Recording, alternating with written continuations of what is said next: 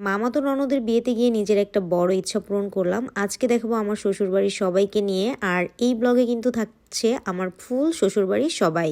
Hello মাদারীপুরবাসী, কেউ কে আছেন মাদারীপুরের সাড়া দিবেন। আমার শ্বশুরবাড়ি কিন্তু মাদারীপুর, আর আজকে যাদের বিয়ে ছিল তারাও কিন্তু মাদারীপুরেরই মানুষ। সকাল সকাল ঘুম থেকে উঠে নিজের কিছু পার্সোনাল কাজ ছিল, তারপর চলে গিয়েছিলাম মার্কেটে আর পার্লারে। আগের দিন চুলটাতে একটু স্প্রে করা হয়েছিল, এই জন্য সকাল সকাল গিয়েছিলাম একটু স্পা নিতে। আর দেখতেই পারছেন ব্যাক করার সময় আমার চুল কতটা গ্লেজ করছে। প্রথমে চলে যাব ফুপু শাশুড়ির বাসায়। আমার ফুপু শাশুড়ি তো আজকে আমাকে হ্যাপি করে দিয়েছে। এই যে দেখেন, আগের দিন শাড়িটা কেনা আর পরের দিন হচ্ছে আমার ফুপু শাশুড়ি নিজে আমাকে শাড়ির ব্লাউজ বানিয়ে দিয়েছে। শ্বশুরবাড়ির সবাই চলে গিয়েছে বিয়েতে, আর আমি তাড়াহুড়া করে জাস্ট 10 মিনিটে রেডি হয়ে বের হয়ে গেলাম। আমি আর আমার জামাই হচ্ছে লেট লতিফ, মানে আমার জন্য আর কি আমার জামাই লেট করেছে। আর যেতে যেতেই ননদের সাথে দেখা হয়ে গেল রাস্তায়।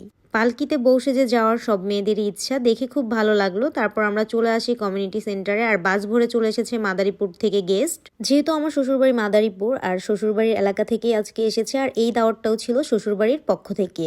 স্টেজ ঘুরে পিকচার ভিডিও তুললাম, আর ওই যে দেখতে দেখতে আমাদের বউ চলে এসেছে। তার ভিডিও আর বেশি দিলাম না, যেহেতু তারা পর্দা করে এই জন্য। এখন যাকে দেখছেন বাড়ির দুই বউ, আর নেক্সট হচ্ছে ছোট দেবরের বিয়ে, এই জন্য তাকে নিয়ে আমরা একটু মজা করতেছিলাম। আর তারপর ননদদের সাথে হচ্ছে একটু ভিডিও করলাম। এখানে যাদেরকে দেখতে পাচ্ছেন আমি আর ভাবি ছাড়া সবাই ননদ। আমার শ্বশুরবাড়ি যেহেতু মগবাজার স্থানীয়, সো এখানে কিন্তু অনেক রিলেটিভ আর সবাই মিলে কিন্তু একসাথে অনেক বেশি এনজয় করা হয়। সবাইকে দেখছি কিন্তু আমার নিজের জামাইকে দেখছি না, মানে আমার বরকে। আর এরপর আমার বরকে খুঁজতে চলে যাই, দেখলাম আমার বর আমাকে ছাড়াই খেতে বসে গিয়েছে। ওকে খেতে থাক, আমি নতুন জামাইকে দেখে আসি। এদিকে সবাই গেট ধরেছে নতুন জামাই আসছে বলে, বাট কাছ থেকে ভিডিও করা হয় নাই যেহেতু অনেক গ্যাদারিং ছিল। ফাইনালি নতুন জামাই চলে এসেছে, আর তার শালীরা তাকে নিয়ে চলে যাচ্ছে স্টেজে, মানে তার বোর কাছে। এই জিনিসগুলো আমার খুব ভাল লাগে বিয়েতে, হাত ধোয়ানো, জুতা চুরি করা, দেন গেট ধরা। আমি কিন্তু এখন একাই শাড়ি পরি, আর আজকে শাড়ি পরাটাও সুন্দর হয়েছিল, কিন্তু আঁচলটা অনেক বেশি বড় হয়ে গিয়েছিল, মানে একটা কুচি খুলে গিয়েছিল আর ওইটা লাগানো হয় নাই। তাড়াহুড়া করে বের হয়েছি। ছোট দেবর বলল, ভাবি আপনি কিছু পোজ দেন, আমি আপনার কিছু সিনেমেটিক নিয়ে দেই। সো আমাকে এই ভিডিওগুলো করে দেয়। আর বিয়েতে আমার সব থেকে ভালো লেগেছে এই দুইটা আপিকে, তাদের দুইজনকে ভীষণ সুন্দর লাগছে, সেম সেম। ননদের মেয়ে আর আমার দেবর একটু দুষ্টুমি করছে। আর এদিকেই দেখতে পারি যে বর আর বউয়ের মালা বদল হয়ে গেল, বিয়ে পড়ানো হয়ে গেল, শুভদৃষ্টি হয়ে গেল, মানে সবকিছু একবারে হয়ে গিয়েছে আর কি।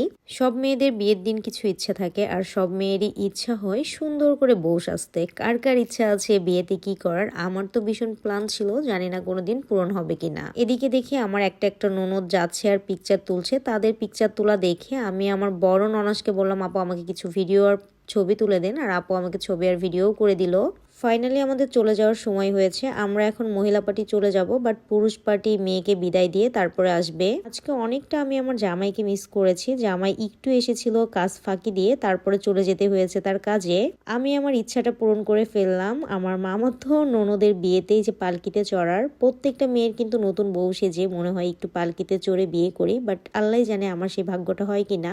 ছেলে এসেছিল সজ্জিত ঘোড়ায়, আর মেয়ে এসেছিল পালকিতে। আর এরপর আমরা সবাই চলে যাচ্ছি যার যার বাসায়। ছোট দেবর, মামি সবাই মিলে এখন চলে যাচ্ছি বাসায়। আর বাসায় গিয়েও কিন্তু অনেক মজার এনজয় করেছি, যেহেতু মাদারীপুর থেকে মামা খালা সবাই এসেছে, আর তাদের সাথে কিন্তু অনেকটা টাইম পাস করছি।